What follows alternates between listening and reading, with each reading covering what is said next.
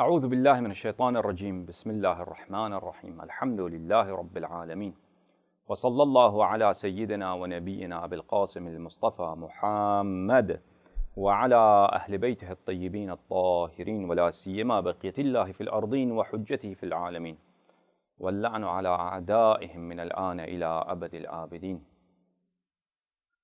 حیدر صفدر کے چاہنے والوں کو سلام و صلوات، اللہم صل علی محمد و آل محمد وعجل فرجہم۔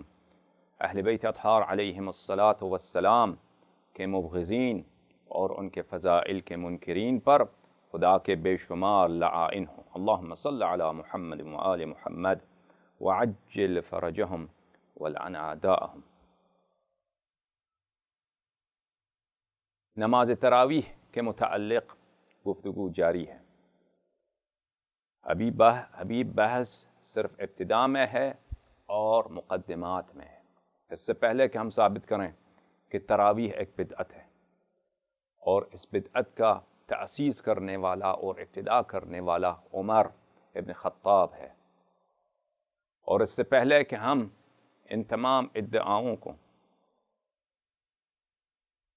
متعدد صحیح ادلہ کتب عمریہ سے ثابت کریں، ایک اہم بات کا پیش کرنا لازم و ضروری ہے، اور وہ یہ ہے کہ اہل بیت اطہار علیہم الصلاۃ والسلام کا نقطۂ نظر اور ان کی رائے اقدس تراویح کے متعلق کیا ہے، کیونکہ شیعہ ہونے کی حیثیت سے ہم اہل بیت اطہار علیہم الصلاۃ والسلام کے خاک پا بھی نہیں ہیں۔ اصول دین میں، فروع دین میں، متائن کے بیان میں ہم اہل بیت اطہار علیہم الصلاۃ والسلام کے پیروکار ہیں۔ اگر اہل بیت اطہار علیہم الصلاۃ والسلام نے خلفاء کے متائن بیان نہ کرنے کی دستور دی ہے اور ان کے مطالب اور ان کے افعال الشنیعہ کو چھپانے کا حکم دیا ہے، جیسا کہ آج کل بعض شیعہ نما حضرات کہتے ہیں، تو خلفاء کے متائن کو بیان کرنا حرام ہے۔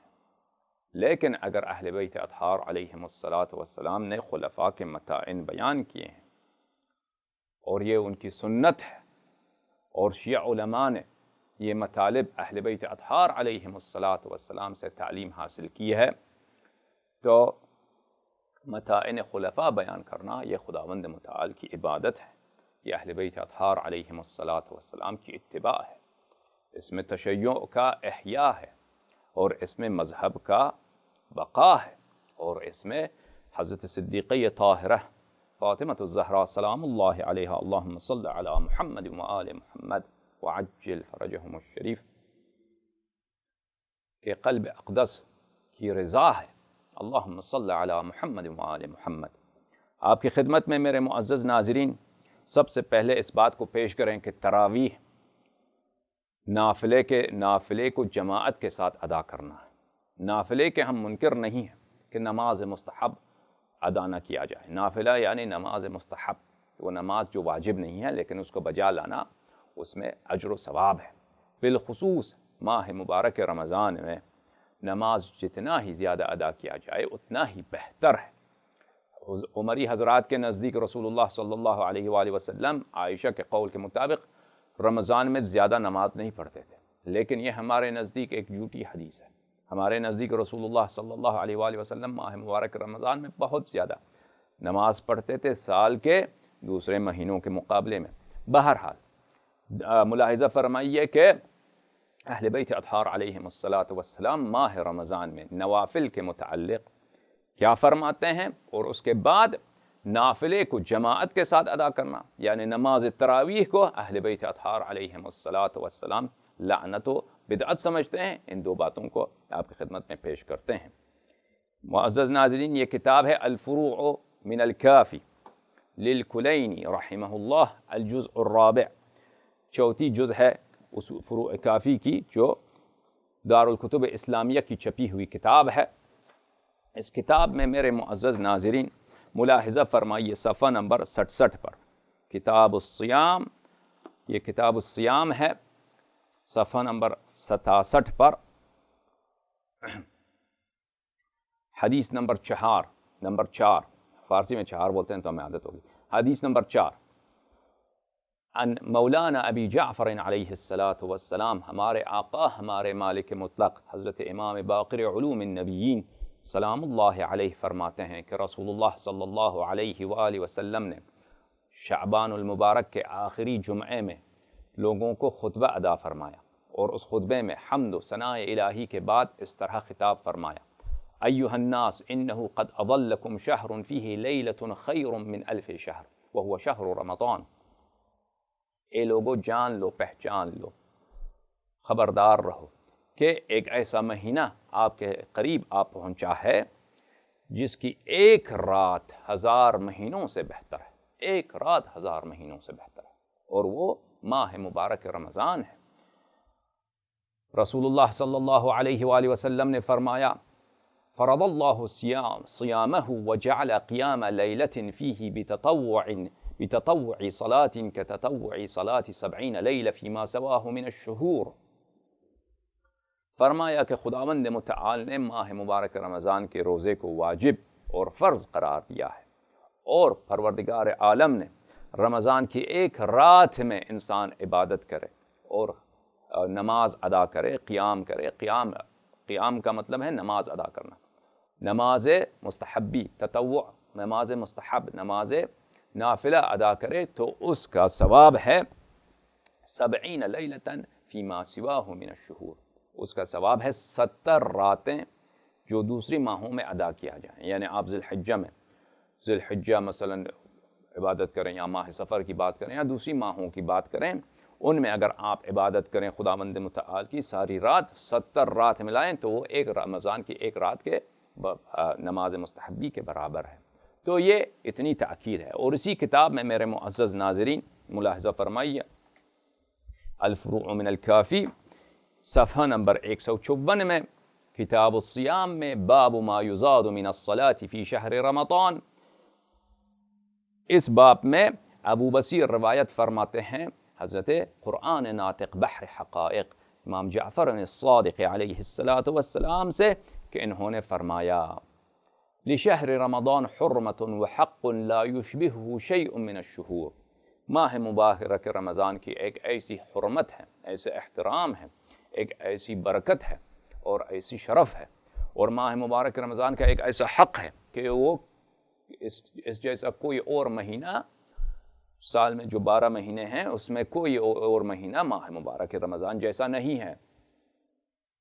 صل ما استطعت فی شہر رمضان تطوعا باللیل والنہار. حضرت امام صادق علیہ السلام نے فرمایا کہ جتنا تم کر سکو نماز مستحبی، نماز نافلہ، لیل و نہار میں، دن میں چاہے رات میں چاہے، لیل و نہار میں جتنا زیادہ نماز مستحبی ادا کر سکو تو ادا کر لینا. یہاں تک کہ 1000 رکعت بھی اگر تم نے ادا کر سکو تو ادا کر لو. میرے معزز ناظرین، یہ کتاب ہے وسائل الشیعہ فی تفصیل مسائل الشریعہ عن شیخنا الحر العاملی رحمہ اللہ تعالی. وسائل الشیعہ جزء 8 طبع مؤسسۃ آل البیت لإحیاء التراث. اس میں میرے معزز ناظرین صفحہ نمبر 22 میں ان کے پاس ایک باب ہے، باب استحباب النافلہ، استحباب نافلۃ شہر رمضان، کہ ماہ مبارک رمضان میں نوافل پڑھنے کی ترغیب ہے، نوافل پڑھنے کی زیادہ تاکید ہے. اس میں اس روایت کو دیکھیں: کان رسول اللہ صلی اللہ علیہ وآلہ وسلم اذا جاء شہر رمضان زاد فی الصلاة وانا ازید فزید.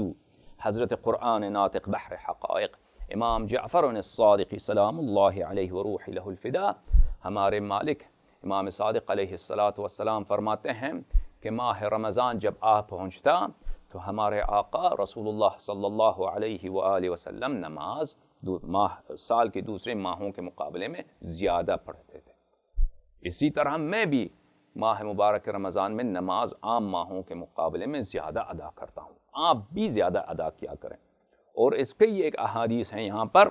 حدیث نمبر 6 اس باب میں روایت کرتے ہیں ابو حمزہ ثمالی كان علي بن الحسين سيد العابدين سلام الله عليه يصلي عامة الليل في شهر رمضان فإذا كان السحر دعا بهذا الدعاء. فرمایا کہ حضرت امام زین العابدین سید الساجدین سلام اللہ علیہ وروح لہ الفدا، ہمارے چوتھے امام، ہمارے آقا، ہمارے مالک مطلق سلام اللہ علیہ وارواحنا لہ الفدا، ماہ مبارک رمضان میں ساری رات عبادت کرتے تھے، ساری رات نماز پڑھتے تھے، ابتدائی لیل سے انتہائی لیل تک نماز پڑھتے تھے، اور سحر میں وہ معروف مشہور دعا الہی لا تعقبنی، الہی لا تعقبنی بعقوبتک، الہی لا تؤدبنی بعقوبتک، ولا تمکر بی ولا تمکرنی بحیلتک، وہ مشہور و معروف دعا پڑھتے تھے حضرت امام زین العابدین علیہ السلام۔ تو معزز ناظرین، اسی طرح اگر آپ کتب الدعا میں اور کتب اعمال مستحبہ جیسے مفاتیح الجنان ہے یا مصباح المتحجد ہے ملاحظہ فرمائیں، مراجعہ فرمائیں، تو ان میں بہت ساری نمازیں ہیں جن کی تفصیل موجود ہے کہ جو ائمہ اطہار علیہم السلام شہر رمضان، ماہ مبارک رمضان میں ادا فرماتے تھے۔ تو نماز، مستحبی نماز پڑھنا، یہ ہمارے نزدیک یہ عبادت ہے، اس کا مخالف کافر ہے۔ لیکن آپ ایک نماز اپنے دل سے بنائیں، اپنی مرضی سے بنائیں، اپنی ہوا سے بنائیں اور اس کو شریعت کا جز بنا دیں تو یہ بدعت، اس کے علاوہ کسی اور چیز کا نام ہے ہی نہیں ہے، یہی بدعت ہے، اور تراویح ایک بدعت ہے۔ اہل بیت اطہار سلام اللہ علیہم کا نقطۂ نظر بالخصوص نماز تراویح۔ معزز ناظرین، یہ میرے ہاتھ میں کتاب شریف روضۃ الکافی ہے، اور یہ میرے ہاتھ میں کتاب شریف کتاب سلیم ابن قیس ہلالی ہے۔ میں اپنے سرور و آقا امیر المؤمنین سلام اللہ علیہ، جو رسول اللہ صلی اللہ علیہ وآلہ وسلم کے برادر ہیں اور تمام خلائق میں رسول اللہ صلی اللہ علیہ وآلہ وسلم کے ہم پلو برابر ہیں، ان کا ایک خطبہ مبارکہ جو کتاب سلیم میں بھی موجود ہے، اور محمد بن یعقوب کلینی قدس اللہ نفسہ الزکیہ نے کتاب روضہ کافی میں بھی نقل کیا ہے، اس کو آپ کی خدمت میں، اس کے کچھ فقرے جو متعلق ہیں خلفاء کے مطاعن سے اور ان کے کفر سے، اور اس میں تصریح ہے تراویح کے بدعت ہونے کی، میں آپ کی خدمت میں عرض کرتا ہوں۔ ملاحظہ فرمائی، کتاب سلیم میں صرف اشارہ کرتا ہوں، لیکن میں خطبہ پڑھوں گا کہاں سے؟ کتاب کافی سے۔ دونوں کو ترجمہ کر، دونوں عبارتیں بہت ہی قریب ہیں، دونوں کو ترجمہ کرنے کا ابھی فی الحال وقت اجازت نہیں دیتا۔ کتاب سلیم ابن قیس ہلالی، یہ قم کی چھپی ہوئی کتاب ہے، شیخ محمد باقر انصاری زنجانی حفظہ اللہ کی تحقیق ہے، انہوں نے بہت محنت کی ہے اس کتاب کو تحقیق کرنے میں۔ اس میں صفحہ نمبر 718 میں الحدیث الثامن عشر کے ضمن میں ثم اقبل علیہ السلام بوجهه على ناس من اہل بیته وشیعته وقال والله لقد عملت الائمة قبلی بامور عظیمة خالفت فيها رسول اللہ صلی اللہ علیہ وآلہ متعمدین۔ خوب، اور ان کے بعد وہ خلفاء کے کچھ کرتوت بیان کرتے ہیں امیر المؤمنین علیہ السلام۔ خدا کی قسم، اللہ تعالیٰ کی قسم، مجھ سے پہلے جو خلفاء تھے، مجھ سے پہلے جو مسلمین کے ائمہ تھے، مسلمین کے جو حکام تھے، مسلمین کے جو رولرز تھے، ان سے پہلے کون تھے؟ عثمان، عمر، ابو بکر، یہی تین تو تھے۔ انہوں نے، خدا کی قسم، انہوں نے ایسے کام کیے ہیں جن میں انہوں نے نہیں کہ غلطی کی ہو، نہیں، غلطی نہیں، انہوں نے عمدن، انہوں نے قصد کے ساتھ رسول اللہ صلی اللہ علیہ وآلہ وسلم کی مخالفت کی ہے۔ انہوں نے کیا کیا ہے وہ ہم آپ کو دکھائیں گے، کتاب اس کی تفصیل یہاں پہ موجود ہے، لیکن ہم اس کو آپ کو دکھائیں گے کتاب روضہ کافی سے انشاءاللہ تبارک و تعالی، اور انہی اعمال کی ضمن میں تراویح کی بدعت بھی شامل ہے۔ کتاب الروضۃ من الکافی، ملاحظہ فرمائیے، کتاب روضہ کافی جو کافی شریف کے 8ویں جلد ہیں، اس مجلد ثامن جو تہران کی چھپی دارالکتب الاسلامیہ کی چھپی ہوئی کتاب ہے، اس میں صفحہ نمبر 58 میں امیر المؤمنین سلام اللہ علیہ کا ایک خطبہ شریفہ ہے۔ اس خطبے کے ضمن میں امیر المؤمنین علیہ السلام، خطبۃ لامیر المؤمنین علیہ السلام، حدیث نمبر 21 روضہ کافی میں، اس خطبے کے ضمن میں امیر المؤمنین علیہ السلام خطاب فرماتے ہیں اپنے خواص شیعوں سے اور اہل بیت الطاہرین علیہم السلام سے۔ ثم اقبل بوجهه وحوله ناس من اہل بیتی وخاصته وشیعته فقال، انہوں نے اپنا رخسار مبارک اپنے اہل بیت علیہم السلام اور اپنے خواص اور اپنے شیعوں کی طرف کیا اور فرمایا قد عملت الولاة قبل اعمالا خالفوا فيها رسول اللہ صلی اللہ علیہ وآلہ متعمدین لخلافه. فرمایا امیر المؤمنین علیہ السلام نے کہ بہت سارے اعمال ایسے ہیں میرے پہلے جو خلیفے تین گزرے ہیں، تین خلیفے ان سے پہلے کون گزرے ہیں؟ ابو بکر، عمر، عثمان. انہوں نے ایسے عمل انجام دیے کہ انہوں نے جان بوجھ کر اور انہوں نے متعمد عمدن رسول اللہ صلی اللہ علیہ وآلہ وسلم کی مخالفت کی ہے. ناقضین لعہدہ مغیرین لسنتہ، کہ انہوں نے رسول پاک صلی اللہ علیہ وآلہ وسلم کے عہد کو، وصایا کو چینج کیا ہے. مغیرین لسنتہ، سنت کو انہوں نے چینج کیا ہے، وصیت کو انہوں نے توڑا ہے. اور اگر میں لوگوں کو وَلَوْ حَمَلْتُ النَّاسَ عَلَى تَرْكِهَا وَحَوَّلْتُهَا إِلَى مَوَاضِعِهَا وَإِلَى مَا كَانَتْ فِي عَهْدِ رَسُولِ اللَّهِ صَلَّى اللَّهُ عَلَيْهِ وَآلِهِ لَتَفَرَّقَ عَنِّي جُنْدِي حَتَّى أَبْقِيَ وَحْدِي أَوْ قَلِيلٌ مِّن شِيعَتِي الَّذِينَ عَرَفُوا فَضْلِي وَفَرْضَ إِمَامَتِي مِن كِتَابِ اللَّهِ عَزَّ وَجَلَّ وَسُنَّةِ رَسُولِ اللَّهِ صَلَّى اللَّهُ عَلَيْهِ وآلِهِ. فرمایا کہ اگر میں ان امور باطلہ کو جو رسول پاک صلی اللہ علیہ وآلہ وسلم کے وفات پردرد کے بعد دین اسلام میں وارد ہوئی ہیں، ان کو میں چینج کر دوں اور ان کو دوبارہ میں تصحیح کرنے کی کوشش کروں تو یہ لوگ میری برداشت نہیں کریں گے. اگر میں اسی طرح جس طرح رسول پاک صلی اللہ علیہ وآلہ وسلم کے زمانے میں ہوتا تھا اسی طرح پھیلتا دوں تو لوگ برداشت نہیں کریں گے. اس کا نتیجہ یہ ہوگا کہ صرف میں اکیلا رہ جاؤں گا اور میں اور میرے قلیل میرے اہل بیت علیہم السلام اور وہ قلیل شیعہ جو میری فضل امامت کو قرآن اور سنت سے جانتے ہیں. کیونکہ اکثر لوگ جنہوں نے امیر المؤمنین علیہ السلام سے بیعت کی تھی وہ لوگ مالک اشتر کی طرح، عمار کی طرح اور مقداد کی طرح اور قنبر کی طرح اور میثم تمار کی طرح کے لوگ نہیں تھے. اکثر لوگ انہوں نے امیر المؤمنین علیہ السلام سے بیعت کی تھی اس لیے کہ وہ ایک اچھے صحابی ہیں، ایک بہادر انسان ہے، ایک صاحب علم انسان ہے، نہ اس لیے کہ وہ امام منصوص الطاعہ ہیں. کیونکہ اکثر لوگ اس زمانے میں مسلمان ہوئے تھے ابو بکر و عمر کے زمانے میں، اور اکثر لوگ جو ابو بکر و عمر کے زمانے میں مسلمان ہوئے تھے ان کو فضل اہل بیت علیہم السلام کا پتہ ہی نہیں تھا. کیونکہ منبروں سے ان کو وہی بتایا گیا تھا جو خلافت کے لیے، جو حکومت کے لیے، جو ابو بکر و عمر و عثمان کی سیاست کے لیے مناسب ہے. اور لازمی بات ہے کہ اہل بیت علیہم السلام کو فضائل کو چھپانا، اور یہ بات کہ امیر المؤمنین علیہ السلام اصلی خلیفہ ہیں، حقیقی خلیفہ ہیں، اس بات کو چھپانا ان کی مصلحت میں ہے. اس جملے کے بعد امیر المؤمنین علیہ السلام کچھ مثال دیتے ہیں کہ اگر میں ان امور کو انجام دوں، مثلا جن کو رسول خدا صلی اللہ علیہ وآلہ وسلم نے اپنے مکان سے نکال دیا ہے، قال قوموا عنی، جب رسول پاک صلی اللہ علیہ وآلہ وسلم بستر بیماری پہ تھے تو ایک بہت ہی بے ادب اور گستاخ شخص نے کہا تھا کہ ان الرجل لا یحجر، رسول پاک صلی اللہ علیہ وآلہ وسلم ہذیان کر رہے ہیں، احزیان کہہ رہے ہیں. یہ احزیان کا مطلب ہے نستجیر باللہ، بکواس.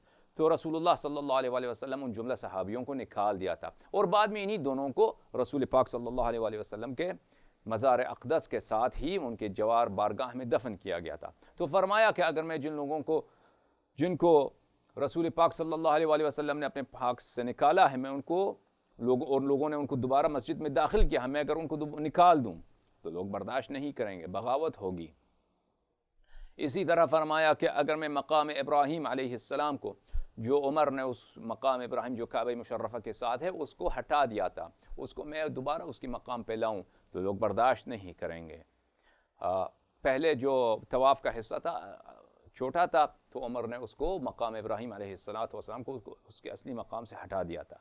اس لیے فرمایا کہ اگر میں اس کو دوبارہ واپس لا دوں تو لوگ برداشت نہیں کریں گے. اسی طرح فرمایا کہ اگر جو طلاقیں ہو چکی ہیں، ایک مجلس میں 3 طلاق مثلا، تو یہ طلاق باطل ہے. اس کے یہ مجلس میں 3 دفعہ تک کوئی طلاق کہتا ہے تو عمر و ابو بکر کا فرمان یہی ہے کہ یہ طلاق ہو جاتی ہے، در حال کہ یہ طلاق نہیں ہوتی.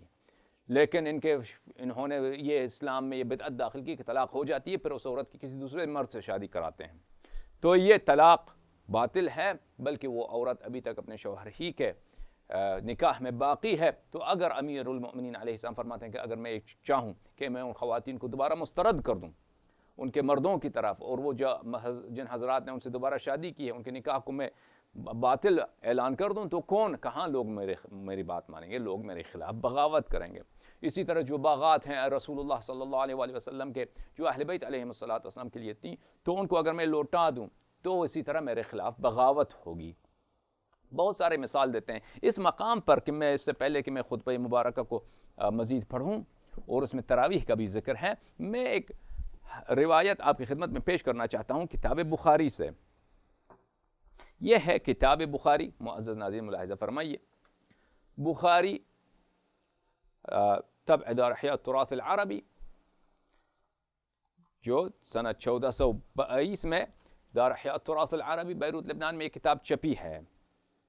اس کتاب میں حدیث نمبر 530 زہری روایت کرتے ہیں انس ابن مالک۔ انس جو ایک صحابی ہیں اور انصار میں سے بھی ہیں۔ انس ابن مالک بچپن میں، نوجوانی میں رسول اللہ صلی اللہ علیہ وآلہ وسلم کے خادم تھے، اور یہ اہل بیت علیہ السلام کے بہت مخلص نہیں تھے، بلکہ یہ غدار تھے، اور ہمارے نزدیک انس زیادہ محترم شخصیت نہیں ہے۔ اس روایت کو دیکھیے، یہ بخاری ہے کتاب و مواقیت الصلاح میں حدیث نمبر 530۔ انس زہری روایت کرتے ہیں، سمعت الزہری یقول، زہری کہہ رہے ہیں کہ دخلت علی انس بن مالک بدمشق، میں نے دمشق کے مقام پر، ڈماسکس کے مقام پر انس کے پاس گیا، وہ یبکی، میں نے دیکھا کہ انس رو رہے ہیں۔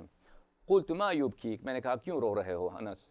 قال لا اعرف شیئا مما ادرکت الا هذه الصلاة، یعنی جو چیزیں رسول اللہ صلی اللہ علیہ وآلہ وسلم پہ اسلام کے ارکان تھے وہ سب تبدیل ہو چکی ہیں، سب تغییر و تبدیل ہو چکی ہیں، بدعتیں آ چکی ہیں اور سنتیں جا چکی ہیں، تو میں سب چیزیں میرے لیے نہیں ہیں، صرف نماز ایک ایسی چیز تھی جو وہی تھے جو رسول پاک صلی اللہ علیہ وآلہ وسلم کے زمانے میں تھی، لیکن اب وہ الا هذه الصلاة وهذه الصلاة قد ضيعت، اور اب یہ صلاۃ بھی جو ہے گم ہو چکی ہے، یہ صلاۃ بھی ہلاک ہو چکی ہے، اس صلاۃ کو بھی بدعتوں کا مجموعہ بنایا گیا ہے۔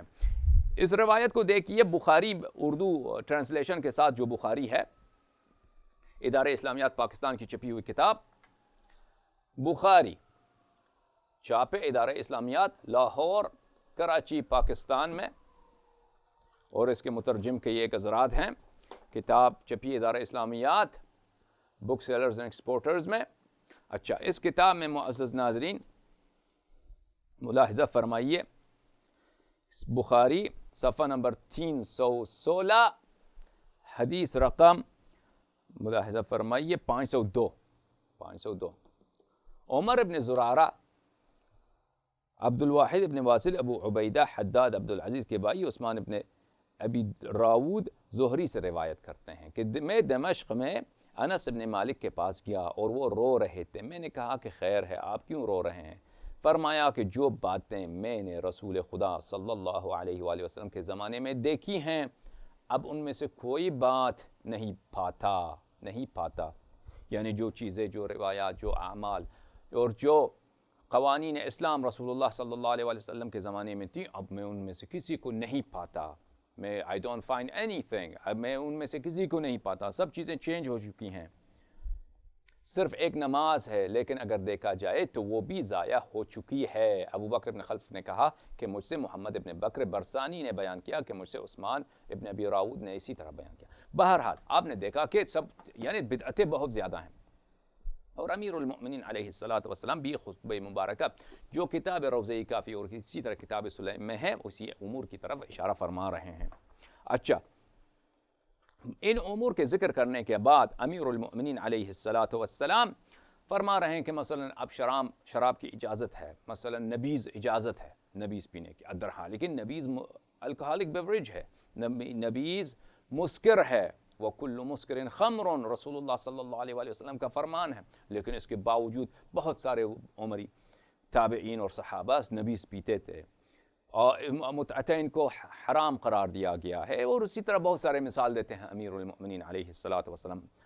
ان کے مثالوں کے بعد امیر المؤمنین علیہ السلام اسی خطبے کے ضمن میں صفحہ نمبر 62 میں فرماتے ہیں، والله لقد أمرت الناس أن لا يجتمعوا في شهر رمضان إلا في فريضة وأعلمتهم أن اجتماعهم في النوافل بدعة. خدا کی قسم میں نے لوگوں کو بتایا کہ ماہ رمضان میں آپ صرف نماز جماعت میں اجتماع کریں، صرف معاف کیجیے گا، صرف نماز واجب میں، صرف نماز فریضہ میں آپ جماعت برقرار کریں. اور میں نے ان کو بتایا کہ نوافل میں جماعت بنانا یہ بدعت ہے. دیکھیے امیر المؤمنین علیہ السلام، لقد امرت الناس ان لا يجتمعوا في شہر رمضان، میں نے ان کو بتایا کہ آپ اجتماع نہ کریں ماہ رمضان میں، مگر یہ کہ آپ الا فی فریضہ، مگر یہ نماز واجب ہو. وَعَلَمْتُهُمْ، اور میں نے ان کو سمجھایا، بتایا، اعلان کیا، ان اجتماعهم فی النوافل بدعہ، کہ نماز نافلہ میں جماعت کے ساتھ ادا کرنا یہ بدعت ہے، یہ خدا کی عبادت نہیں ہے، یہ شیطان کی عبادت ہے. فنادى بعض اہل عسکری ممن يقاتل معي، جب میں نے یہ ان کو بتایا کہ نماز تراویح ممنوع ہے، آپ ادا نہ کریں، یہ بدعت ہے، تو بہت سارے جو میرے ہی لشکر کے سپاہی ہیں، میری لشکر کے افسر ہیں، انہوں نے نعرہ بلند کیا. کیا نعرہ بلند کیا؟ یا اہل الاسلام غیرت سنت عمر، اے مسلمانوں دیکھو کہ عمر کی سنت کو یہ توڑ رہے ہیں، عمر کی سنت کو بدعت کہہ رہے ہیں. ینہانا عن الصلاة فی شہر رمضان تطوعا، یہ کیسے خلیفہ ہیں کہ یہ ماہ رمضان میں ہمیں نماز مستحبی، نماز نافلہ سے منع کر رہے ہیں، یہ کیسے خلیفہ ہیں. وَلَقَدْ خِفْتُ أَن يَثُورُ فِي نَاحِيَةِ جانب عسکری، امیر المؤمنین علیہ السلام نے فرمایا کہ مجھے تشویش ہوا کہ میرے لشکر ہی میں بغاوت شروع ہو جائے گی میرے خلاف. اور اس وقت امیر المؤمنین علیہ السلام جنگ کی حالت میں تھے، معاویہ لعنت اللہ علیہ سے. مجھے یہ احساس ہوا کہ اب ہو جائے گا. فرمایا ما لقیت من هذه الامة من الفرقة وطاعة ائمة الضلالة والدعاة الى النار. فرمایا کہ خدا جانتا ہے کہ میں نے کیا مصائب دیکھی ہیں اس امت میں، کہ امام برحق کی یہ مخالفت کرتے ہیں، اور ائمہ ضلالت، ائمہ گمراہی، امامان گمراہی کی یہ طاعت کرتے ہیں، اور دعاۃ الی النار کی، اور وہ لوگ جو دعوت دیتے ہیں ان کو جہنم کی طرف، ان کی اطاعت کرتے ہیں. میں نے کیا مصائب برداشت کی ہیں. تو یہ بہرحال اس خطبہ کو نقل کرنے کا اور اس فقرات کو پڑھنے کا مقصد یہ ہے میرے معزز ناظرین آپ کی خدمت میں، کہ ہمارے نزدیک ہم اہل بیت اطہار علیہم السلام کے بہت ہی گنہگار اور روسیاہ پیروکار ہیں. ہمارے نزدیک تراویح بدعت ہے، شیعوں کے نزدیک تراویح بدعت ہے. کیوں؟ اس لیے کہ اہل بیت علیہم السلام نے فرمایا، اور اس بدعت کو آشکار کرنا بھی ہمارے لیے لازم و ضروری ہے. کس لیے؟ اس لیے تاکہ حق کو واضح کیا جائے اور دشمنان امیر المؤمنین علیہ السلام کی شان و شوکت کو ذلت میں تبدیل کیا جائے. اللہم صل علی محمد وآل محمد وعجل فرجہم الشریف.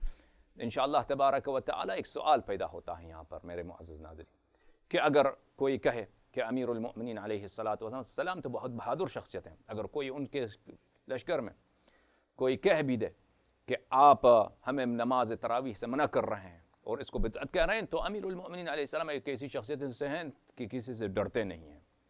تو آپ شیعوں نے تو ان کو ڈرپوک بنا دیا ہے، کہ انہوں نے کہا کہ مجھے خوف ہوا کہ میرے لشکر میں بغاوت شروع ہو جائے گی، پھر اسی لیے انہوں نے تراویح سے منع نہیں کیا ہے.